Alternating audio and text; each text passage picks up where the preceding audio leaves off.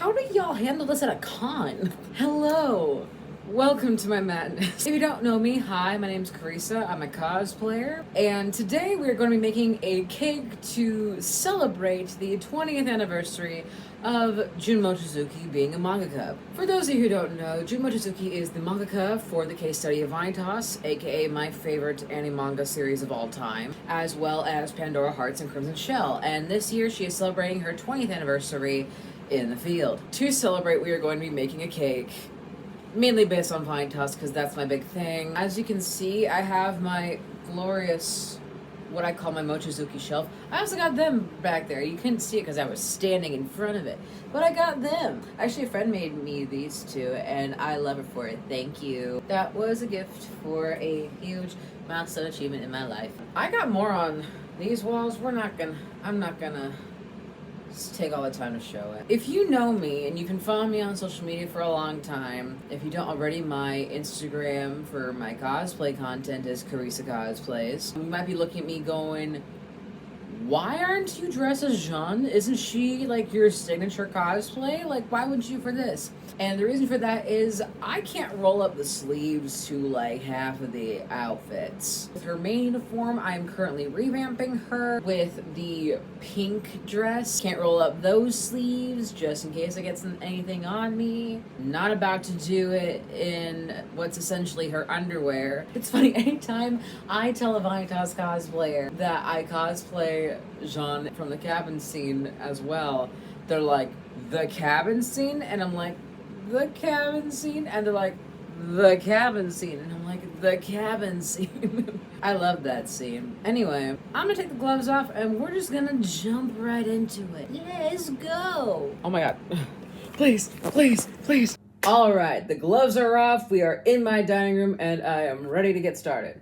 So my thought process for this cake was to keep it simple because this week is a busy week for me and I'm surprised I found the time to even make this video. So we got red velvet cake mix. I love red velvet. Decoration stuff. Again, very simple. We're in my dining room because this is the only place where I can find a decent camera angle considering what space I have. So we're gonna get that started. So while we're making this cake, I would like to answer some silly questions of yours that I asked on Instagram. Yesterday, I asked if there are any silly questions y'all would like me to answer. And so I'm gonna do that so we're not just standing here staring at each other while I make this. Because that would be awkward. First, I gotta go get water. Okay. Back in a minute. I should take this with me to make my life easier. Water. You actually can't see. Can I? Okay, I can show what's in the bowl right now. It's just water and mix. Which is like nothing. Okay. Let's pull up the questions. Now, I accidentally asked it on my main and my cosplay account, so I gotta jump back and forth. All right. That is the oven ready whenever we're ready. All right. First question, which part of VNC do you prefer? I'm gonna assume you're asking about story arcs kind of thing, or like part 1, part 2, because some people call it season 1, season 2, and it's really confusing because it's actually just one giant season for the anime. I will say the Gévaudan arc is my favorite arc personally. Am I a little biased when I say that? Maybe. Ultimately, the Gévaudan arc is my favorite arc. I just don't have any paper towels. Ah! This is going so great, guys. Okay. Yeah, Gévaudan is my favorite because I'm a Jean girly, if you didn't know that. Getting all the backstory stuff for her and that, and some of my favorite tropes in that. Also, it's such an interesting arc to begin with. If I had to choose something other than Gévaudan, I would say the Masquerade. The Ball Mask, the Masquerade Ball. There's something very nostalgic about watching that. I don't know why. It's just kind of like, oh, maybe it's Baby Noe. I don't know. All right, next question. Who is most likely to cross-dress minus Domi? Has Domi ever cross-dressed? I don't remember Domi ever cross-dressing. Her uniform is pants. But again, like, none of the fashion is completely time period accurate. So I don't know. My answer is gonna be Vanitas on that one because from as far as I know, he's the only one who's done it the most. Because there's a bonus comic. I think it's in the DVD set if you buy the anime on DVD in Japan. I think. I could be wrong on that. Please correct me if I'm wrong on that. But there's like a bonus. I got egg on the table. There's a bonus comic where Dante and Vanitas are arguing about who would be a better girl or pass more as a girl. I think, if I remember the translation correctly, Vanitas ends up in this dress. It's like this ball gown thing, and then Noe has like stars in his eyes, and it's like, kind of thing, you know? Jean is also cross-dressed if you want to count Romance as a Love Mission, which is this AU, it's like a high school AU with the characters, and there's like one page in the manga for it that's like a bonus content thing. The rest of it's a drama CD. Vanitas and Dante have to break into this school to get something, I don't remember. And what they gotta get access to is in the girls' dormitory, so they cross-dress to break in. Dante is immediately caught, and Vanitas is just kind of left on his own. Jean is also cross-dressing, so she can continue to protect Luca. And their dynamic is basically flipped, too, in that. Like how Vanitas is the one who's like very forward in the beginning, it's flipped, and Jean's the one who's like very forward. Yeah, they do end up finding each other's actual gender identities. It's a little interesting, and if you want to know what happens there's a question about it in my panel that's the only other video on this channel right now. I gotta get a spatula and a whisk. I'm having a day, if you couldn't tell. Something I'm finding funny about this is that Vanitas canonically is really good at cooking. I'm pretty decent, personally. So, this is more in character. Anyway, alright. Who is most likely to deny their love for someone?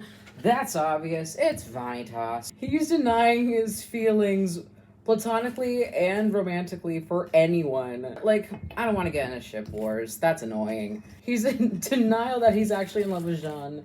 And he's in denial that he actually cares for Noe, too. So, am I missing something? Hang on. I did that's 3x? Yeah. I'm just used to making like 2 boxes at a time. Who's most likely to barge into someone's house unannounced? Is that what that says? Hang on. Yeah, who's most likely to barge into someone's house unannounced? I'm gonna say Jean.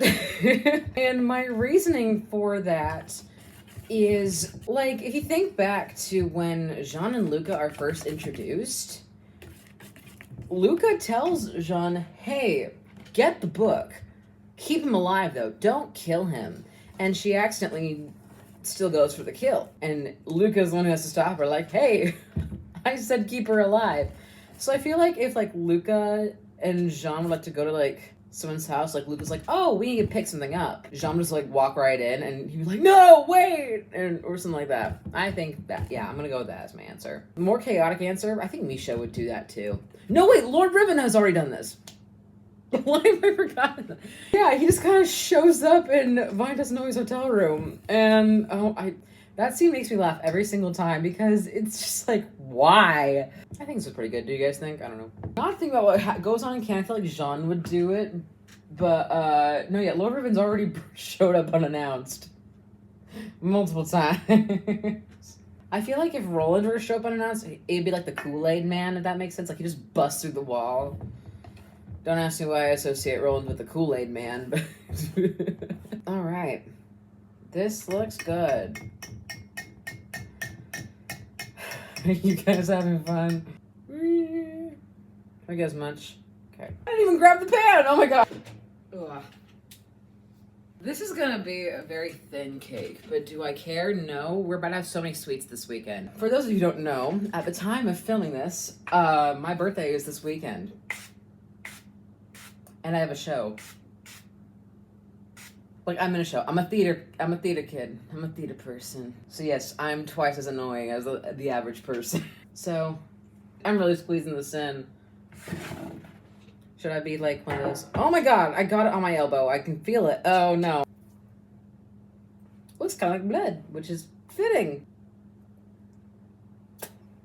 Don't judge. I'm gonna move my sad paper towel.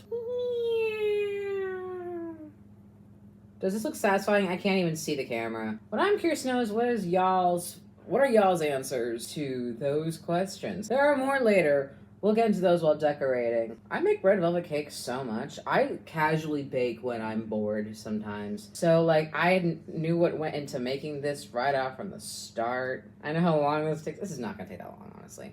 Boom. Okay. I think we got it. Ah, my hand is cramping. Yeah, this seems about right. It's so smooth that like I don't know how to do anything. That's awesome. Time to put this in the oven. I'm gonna be honest, I got scared for a moment. The oven door started bouncing up and I was worried I was gonna burn my hand while holding the pan. It's been a rough day for me. Oh wait, how long do I have to do that for? Crap, I gotta pay attention to the time. 24 to 29 minutes.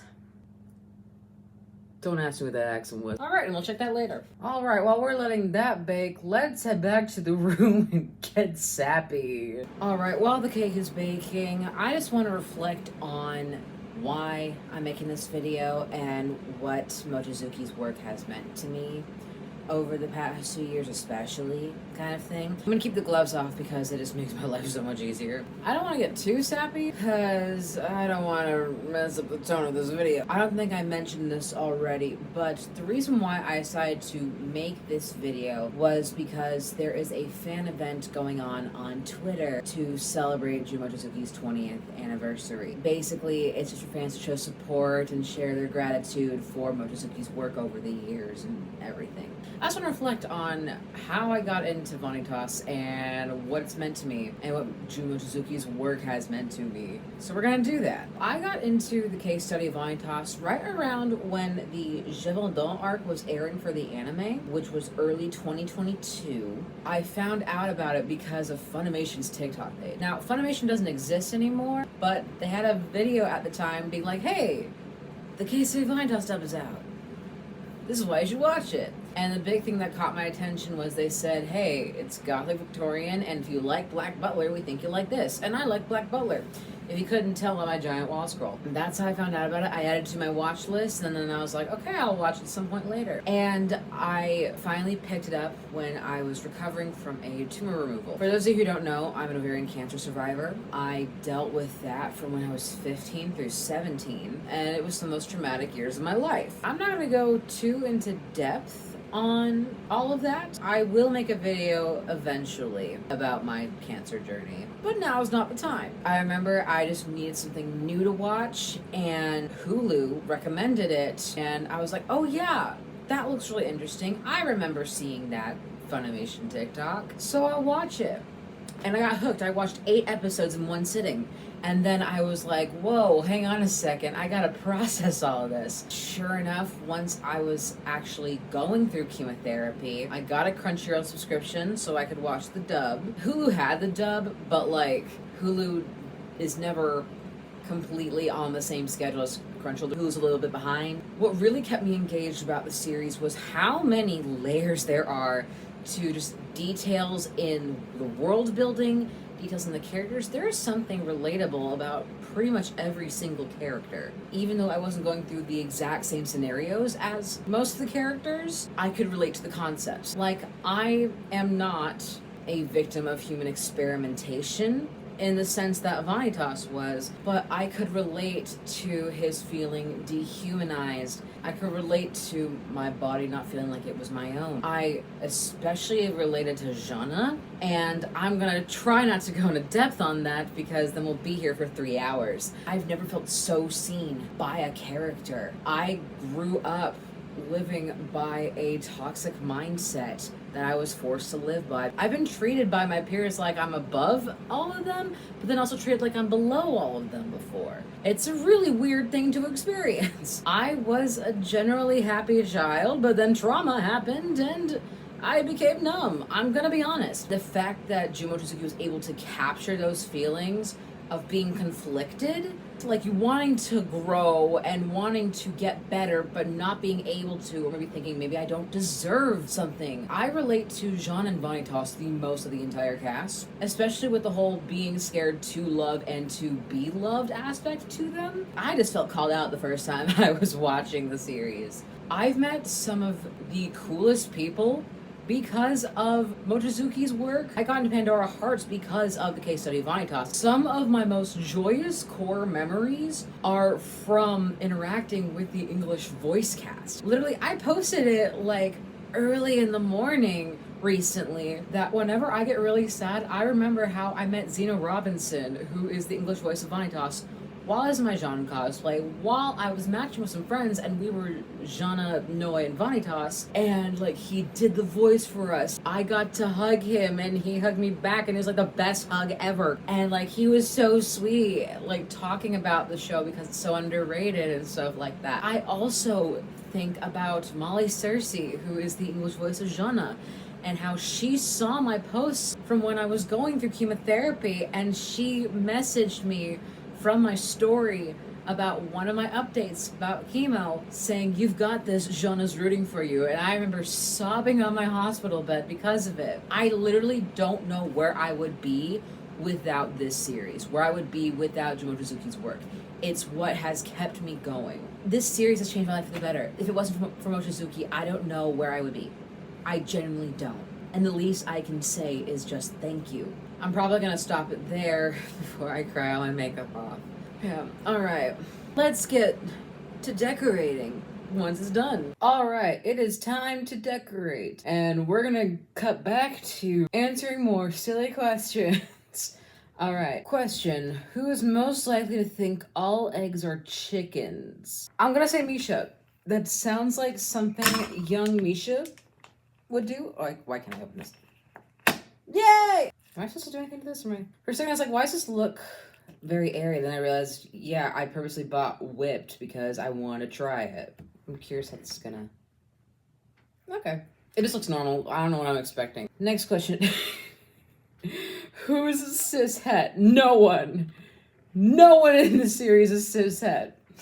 Or at least in my opinion. I'm one of those people who, unless something is explicitly stated in canon, anything is, like, possible in terms of what a character's sexuality or gender identity could be. Yeah, I don't think anyone in this series is cishet. I mean, like, maybe the kids, but does that really count? Like, I don't know if they're really at an age where they fully recognize, like, who they are. No. Luca and Misha are like 12 at the most. I don't really want to say that about the kids because they're still figuring out who they are. You know, I don't think anyone in this series is cishet. I'm curious what y'all think on that. I know my personal headcanon is that the main four, which I'm counting as Vanitas, Noi, Jean, and Domi, I personally all headcanon as bisexual, or at least on the bi/pan spectrum. So which one of them would have random goldfish at the bottom of their bag? Maybe Luna. I think that'd be fun. Like, Luna, Misha, and young Vanitas are all, like, walking around, and Misha's like, "I'm hungry," and Luna's like... Yeah, I feel like Noe would also potentially have a bunch of goldfish at the bottom of his backpack. No, just bag.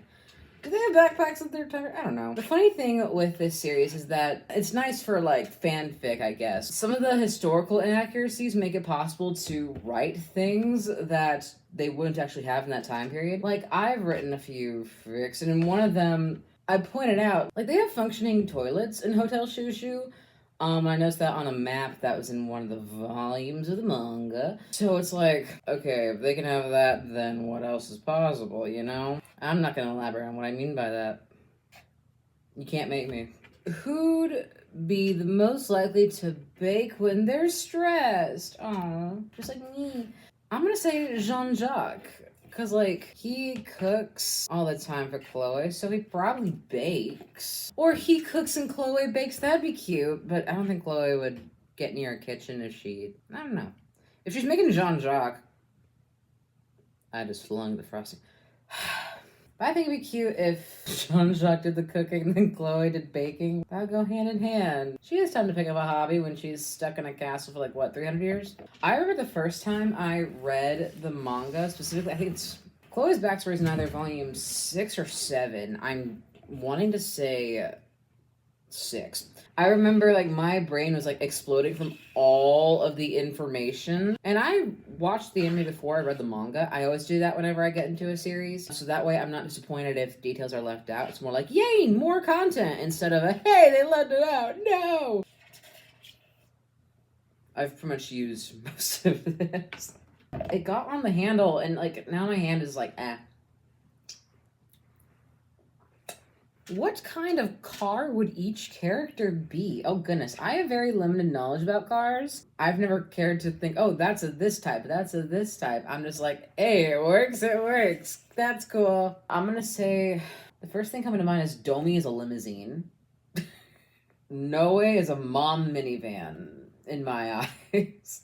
Vanitas, I'm gonna say a Prius. Jun, I'm gonna say a red Camaro. I say I don't know a lot about cars, and then I say that. Wow, that's awesome. Life is your highway. Can I lift it? I can. Okay. So I'm keeping decorating this simple. I've said that before. My thought process, because I said we had the red velvet cake mix. So we got red velvet cake, the red for the crimson moon, the white as a base, and then the blue sprinkles for the blue moon. That was my thought process.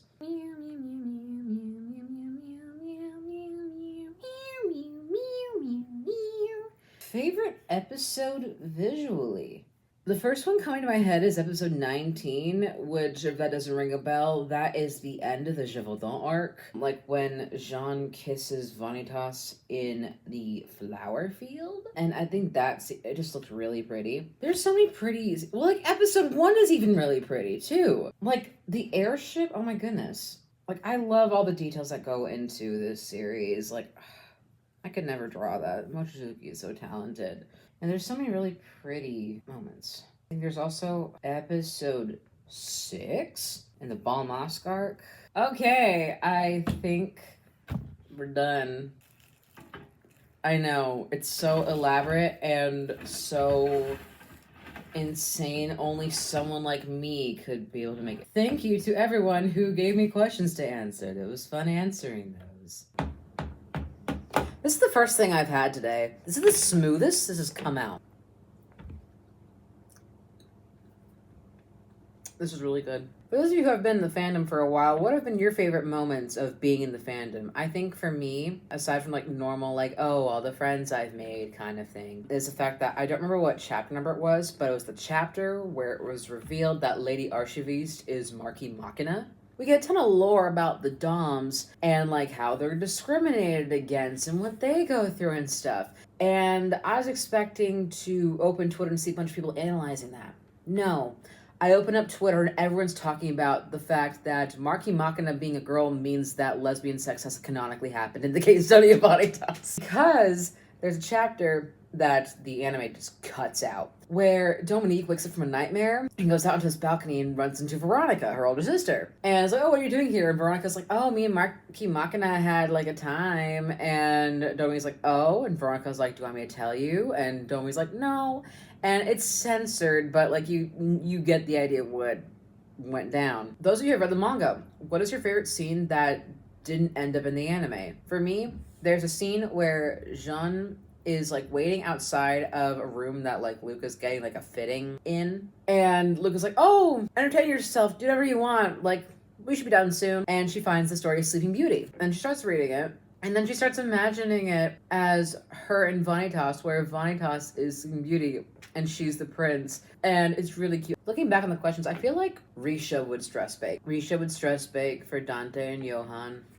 Okay, goodbye now. Thank you all so much for watching this video. I am fairly new to just making casual YouTube videos, so this was fun. If you would like to also share posts and share your art or whatever creative thing you want, because that's what the event is advertising, the hashtag for the event is Thank You Mochi Jun. So you'll see my post up there. The event runs from September 21st through September 22nd, Japan time. I'm curious to know down in the comments, what are some of your answers to these silly questions that everyone sent in? I also want to know, how has Mochizuki impacted your life, if you're comfortable sharing that. Don't forget to like and subscribe to let me know that you want more content on here. Alright, take care everybody. I will see you all later. Goodbye!